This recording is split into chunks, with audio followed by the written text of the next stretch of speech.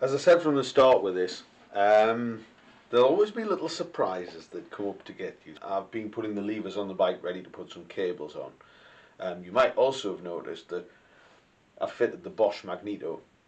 Um, I made a couple of adjustments so that it can be used with a cable advance and retard, and as it runs in the right direction, this is the mag of choice for the moment. It's not one I want to leave on the bike, so I am going to have to sort out a replacement for it, which is easily done. It's just time consuming. The other thing that I'm going to change, and I think I touched on this in a previous video, is that the levers on this bike, the carburetor control levers, for me run the wrong way. In as much that I'm used to bikes, in fact all of my lever control bikes are pull towards you, so pull the levers backwards to go faster. This one is exactly the opposite. You push them away from you to go faster. Now, yeah, I don't think it'll take a lot of adapting to it, but it was always at the back of my mind that if the opportunity arose, I would probably replace them and change them for ones that work the way that is the same as the convention on the bikes that I already have. It's just a personal preference, and yeah, suit me down to the ground to do that. The other thing I discovered, which is one that really I wasn't surprised expecting at all, is that the magneto control lever doesn't fit the handlebars. It's for inch handlebars. These handlebars are 7/8 diameter, so the clamp doesn't clamp onto it. Now, I've got a couple of little adapters that have meant that I can use it. It's a lovely lever, really nice sort of original Bowden lever, lovely.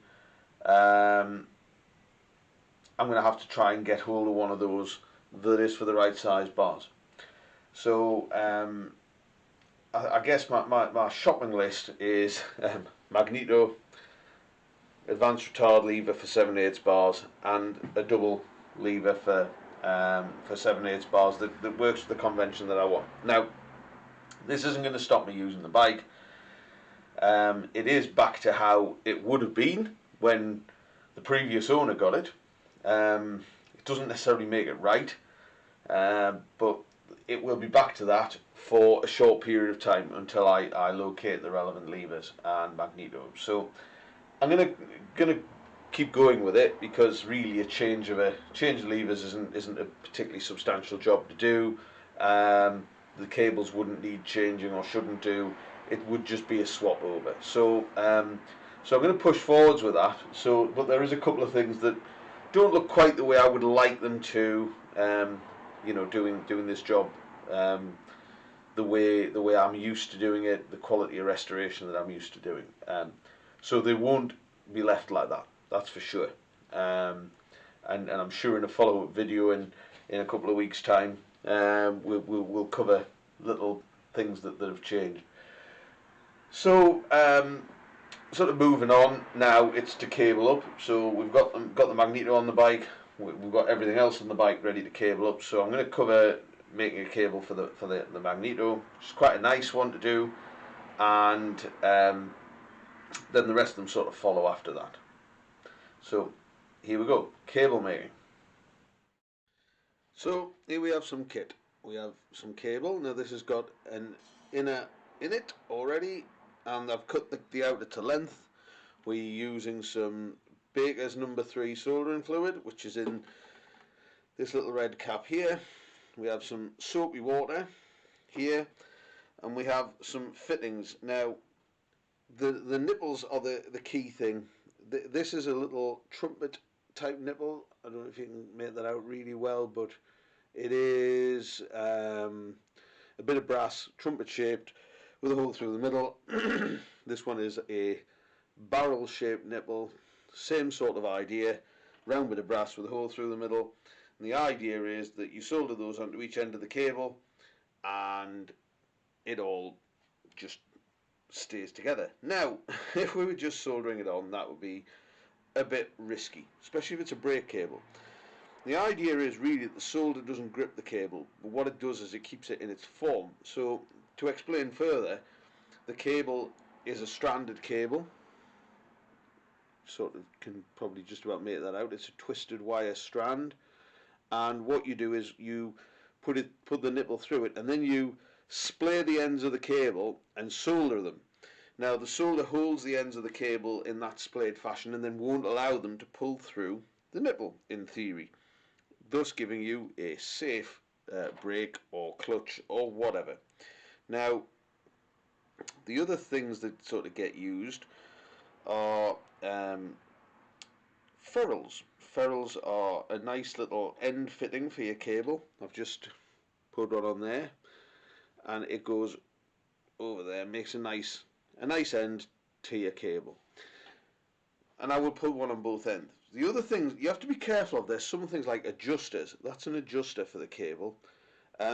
You have to put those on quite often before you solder them up, and if you forget, it can be a right problem. So here we go, I've fitted a ferrule that fits into the adjuster, and then on this end I'm going to want the trumpet nipple. So I'm going to put that on now. So that'll be all the things on this end of the cable. Now I'm sort of working with one end of the cable at the moment. I've cut the outer to length, but once this end of the cable's done, what I should be able to do is adjust the other end up and cut it to length, and then put the simpler end, which is the end which has just got the barrel nipple on, and then in theory everything should function nicely. So we're going to give it a go. I mean, I've done a few of these. Normally it works, but you know, once on film, it's never going to work, is it? So anyway, the other thing I meant to point out was that here, with just poking around there, is a little tub of solder. This solder is it's melted into a little pot. It's into a plumbing fitting, an end cap for some copper pipe, filled it up with solder. What I do is I heat that up and keep the bowl of water of solder molten. So that's quite crucial for this. So I'm going to light the blowtorch and do the same again. Just heat it up so it goes nice and molten, because you can work with it for quite a long time. It's on a steel base which retains some of the heat, and it just keeps the solder molten. So the first thing we're going to do with this is, once we've just put a bit of warmth into that, now we're not going to do anything with that with the solder as such just in a moment, but the first thing we're going to do is we're going to splay the end of this. Now you can hold it in a vise. I'm sort of quite competent with these old pair of pliers that I can hold it in the pliers and then just hit the end with a hammer to make it nice and fat. So if you look at that now, you can see that the end of it is all squished out. And then slide the trumpet nipple up the cable to where it's all splayed out. Lovely. Now we're going to solder that on. The first thing, before we solder it on, it's got to be clean. So I'm going to heat it up just a little bit, and then I will quench it in the soldering fluid. Now that makes it nice and clean and ready to take solder. So put a bit of heat, just a little bit, just to make sure that this stays nice and molten.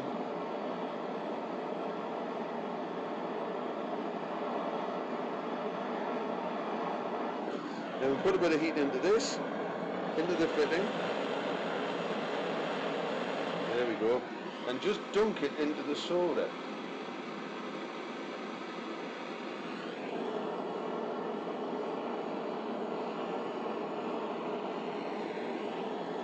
Now, I mustn't have had the solder hot enough there because it didn't quite go.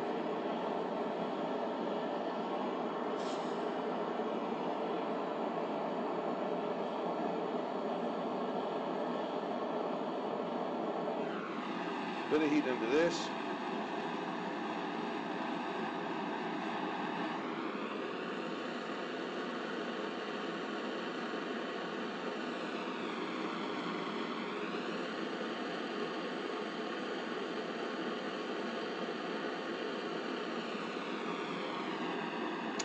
There we go, lovely. Now, took a couple of dunks, sometimes does, but if you can have a look, you can see that the end is now full of solder and the ends are nicely splayed out, sticking out. The next thing I do is I put it into my soapy water. Okay, so this does two things. It cools it down, but also, having cooled it down, it then kills off the flux. So that is now safe, because the flux would just let it rust. Now I'm going to just tickle it up with the grinder to take the excess off.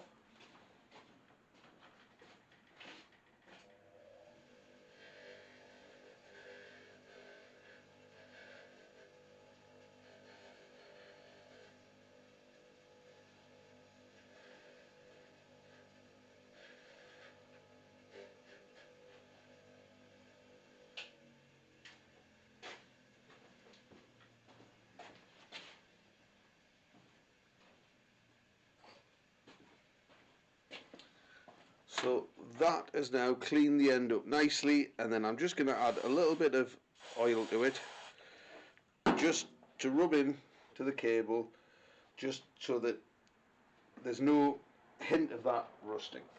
So there we go, that is one end.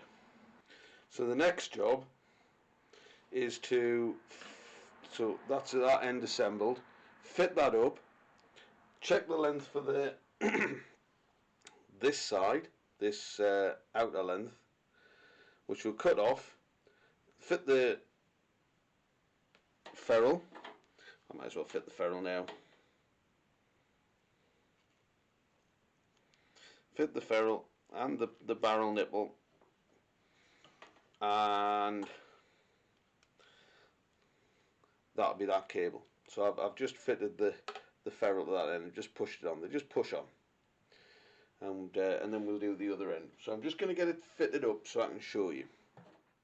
I have fitted the cable to the magneto end, and then what I did was I ran it up the route that I was going to take it to the lever, just up here, and then marked out, working out the maximum and minimum, marked out where I needed to stop, so that you can see, just to put a bit of a black mark on there.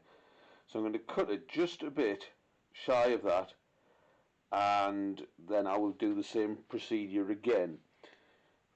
I suppose the thing that I'm going to say about this is you need to make sure you leave enough on for splaying your cable, and I would put the brass nipple on first, so that if the cable gets disturbed when you cut it, it's not a problem. So we're going to cut it just past that mark. I've had to move the camera so you can see. So I've cut that off. I put the nipple on first. You can still see the black mark, but there's a little bit of extra on. So the next thing to do is just squash that out a bit. So I'll just hold it in the pliers with a little bit sticking out the end, and give it a good batting. There we go. Pull the nipple up to it. There we go. Lovely. Now, what I have to do as well is move my little solder pot along, because it won't reach otherwise, just for fun. So again, same procedure. Make sure this is nice and hot.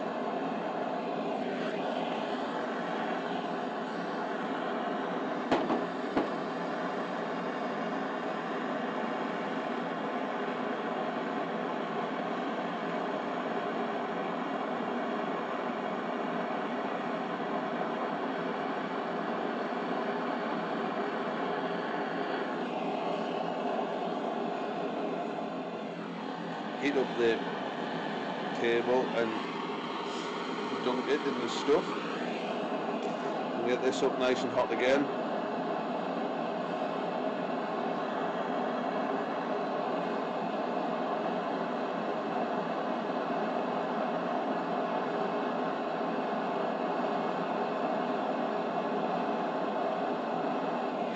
Heat up the nipple again.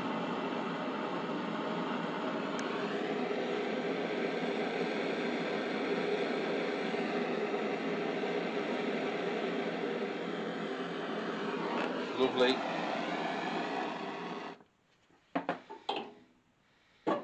Looks great.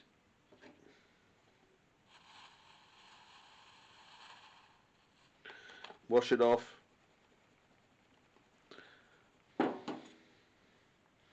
Check it. Looks great. Bit of oil. What I'm then going to do is I'm going to tidy up this rough end with the angle grinder, and then we're going to fit it. Job done.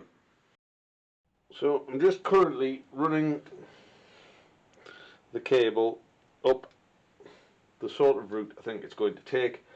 It will get clipped in with nice rubber cable, nice rubber bits, but we're going to pop it in the end of the lever, all going well. Should just pop straight in there, as long as I haven't left too much solder. It's in an awkward place, so they're always a bit of a challenge to get them up into the lever. You're working against gravity with all these things, and there we go, we're in. And then a little bit of a pull and we're in. So that's now fitted into the lever, and I can tell you it works, but you want to see that. So now I haven't adjusted this at all. There is some adjustment here. If we want just to take a bit of slack out of the cable, might have been a little bit in it. You can usually see there's a little bit. We have a locking nut on there to lock it in place once you're satisfied with the adjustment. I'm just doing it by hand for the moment, just to sort of make it look a bit more stable. But then we just pull the lever, up it goes. Now the thing to try and work out on this is, has it, you know, taken up the full advance? Will it move any further? The answer is it won't. So that's done exactly the job we wanted to do. It'll advance the mag fully, and if you release it, the spring pushes it right down.